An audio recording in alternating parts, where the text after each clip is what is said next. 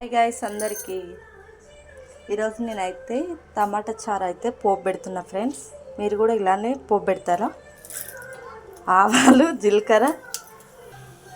జీలకర్ర మినపప్పు ఎల్లిపాయలు అవి బాగా వేగిన తర్వాత పచ్చిమిర్చి ఉల్లిగడ్డ ఇలా ఒకసారి ట్రై చేసి చూడండి ఫ్రెండ్స్, చాలా టేస్టీగా ఉంటుంది. ఎల్లిపాయలు అనేది ఎక్కువ వేసుకోవాలి చారులో. ఎప్పుడైనా కూడా చారులో కానీ పప్పులో కానీ ఎల్లిపాయలు ఎక్కువ వేసుకుంటే ఏంటంటే మనకు టేస్ట్ అనేది బాగా వస్తుంది. ఇది అనేది బాగా మగ్గిన తర్వాత మనం కొద్దిగా కరివేపాకు అనేది వేసుకుందాం, ఓకేనా.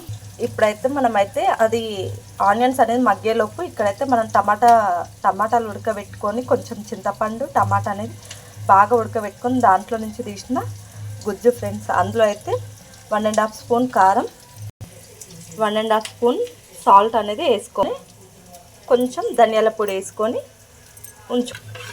ఇలా కలుపుకొని పెట్టుకుందాము. సో ఇప్పటిదాకైతే మనం పోపు పెట్టుకుందాం. ఇప్పుడైతే ఆనియన్స్ అనేది బాగా మగ్గినది ఫ్రెండ్స్. ఇప్పుడు ఇందులో కరివేపాకు వేసుకున్న తర్వాత 1 టేబుల్ స్పూన్ పసుపు అనేది వేసుకుందాం. వేసుకున్న తర్వాత కలుపుకుందాం. మీరు కూడా ఇలానే చేస్తారా లేదంటే వేరేలా చేస్తారా కామెంట్ చేయండి, ఓకేనా ఫ్రెండ్స్.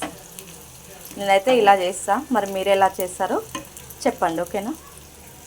ఇప్పుడు ఇది అనేది మనం ఇప్పటి వరకు కలిపి పెట్టుకున్నాం కదా, ఈ రసంలో అనేది పోపు అనేది వేయాలి అంతే ఫ్రెండ్స్. ఒక 5 మినిట్స్ ఇలా ఒక 5 మినిట్స్ అనేది బాగా మరగనివ్వాలి.